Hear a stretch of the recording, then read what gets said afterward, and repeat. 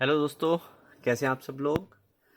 मैं आपका दोस्त चेतन शर्मा एक बार फिर से आप लोगों के साथ जुड़ा हूँ अपने इस यूट्यूब चैनल के माध्यम से जिसका नाम है मैथवर्स।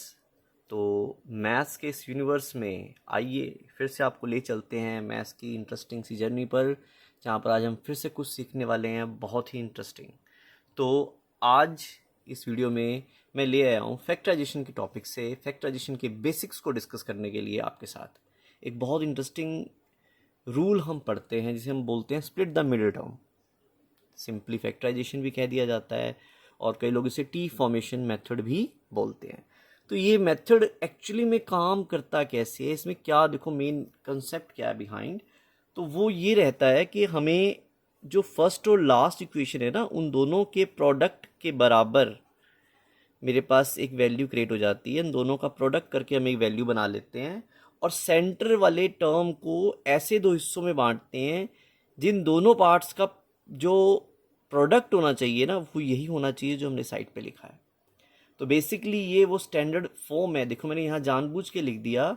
मैंने लिखा कि फर्स्ट और लास्ट में तो यहाँ तो वन ही है ना, शुरुआत में वन है तो ये तो कुछ महत्व नहीं रहेगा उसका।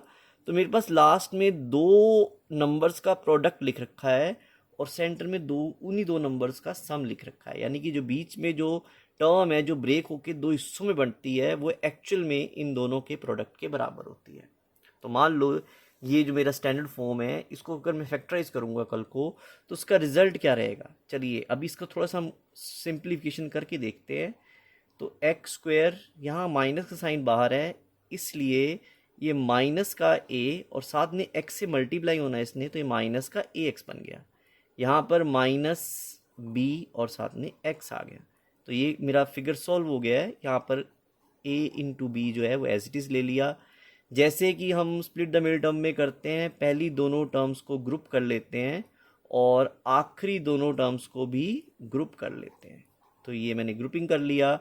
अब उसके बाद देखिए पहली दोनों टर्म्स में मेरे पास आसानी से क्या कॉमन आ सकता है। यहाँ पर मैं आसानी से x कॉमन ले सकता हूँ। तो मैंने x कॉमन ले लिया तो ये मेरे पास आ जाएगा अंदर ब्रैकेट में एक x बच जाएगा यहाँ पर, क्योंकि यहाँ एक्स स्क्वेयर है, दो x है तो एक x बच जाएगा। यहाँ बचेगा मेरे पास क्या, सिर्फ माइनस का ए, क्योंकि x बाहर चला जाएगा कॉमन में। यहाँ पर अगर मैं दोनों टर्म्स को ध्यान से देखूँ तो दोनों टर्म्स में मेरे पास b कॉमन है। एक बात तो ये ठीक है।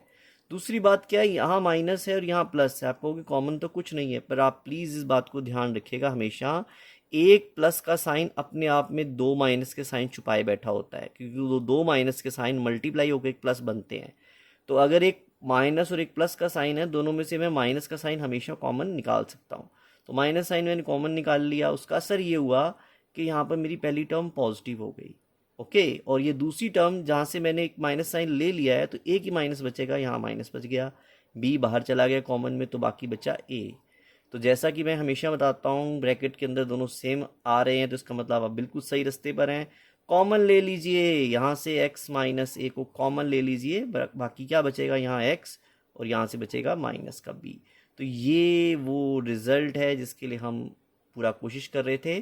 तो फाइनली मेरे पास एक कमाल का रिज़ल्ट आ गया कि x minus A plus B X plus A B actual में इक्वल है किसके, x minus A X minus B के।